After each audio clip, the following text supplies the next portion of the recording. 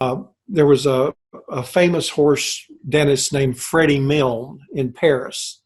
And during the Paris World's Fair in 1900, there was a set of 4 postcards that depicted Freddy Milne doing dentistry on horses. And these were 2 postcards from that. The other picture up in the right-hand corner is a picture of a horse dental ambulance that was used in the late 1900s. And you can see that he's very proudly got his dental tools in the window in the side of his wagon so everybody can see when he goes down the road. That's his advertisement for his dental practice, that he's got a full set of dental tools with extractors and dental punches and same type of instruments, a lot that we use today, that were in full use by the turn of the century.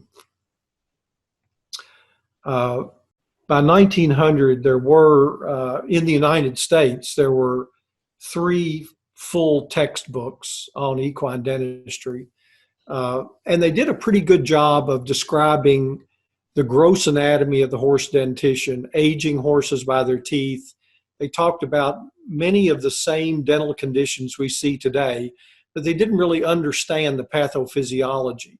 They understood that horses got infundibular caries, that horses fractured teeth, that they got apical abscesses and dysplastic teeth and supernumerary teeth.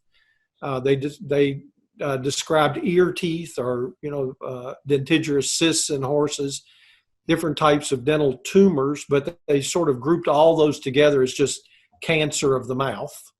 And then they also described some dental fractures and some jaw fractures that we'd see in horses. Sinus disease was, they knew it existed, they knew it was associated with teeth, but they struggled with managing dental disease. And you can imagine even extracting teeth at this time, before there was any good sedation, would be a challenge. This next slide shows some of the instruments and some of the diagrams from Marlatt's textbook that was written in 1905.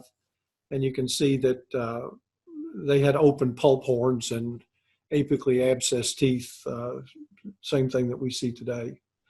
Marlatt, in his book, he described the reason for doing dentistry. If you remember, horses were the primary animal at this point in time that veterinarians worked on. We had sheep and cattle and goats, and they were economically very important, but we didn't understand disease very well. And so we're still at that stage of veterinary medicine where most everything is mechanical. And so at this point, dentistry was still a mechanical art. And so Marlatt described in his book, he said that human dentistry owes its existence to one disease process, and that's caries, cavities in the teeth. So drilling cavities and filling them. While equine or animal dentistry depends upon a single defect, enamel points. And so we were still at that stage, even in the early 1900s, where we didn't really talk about any diseases other than mechanically curable diseases. Everything else we thought about was due to evil spirits or a mix of humors. We talked about the different humors at that time. And, they were related to the seasons of the year and the menstrual cycle and the all kinds of different beliefs and cycles, and the cycle of the moon, the cycle of the sun, summer, winter, that sort of thing.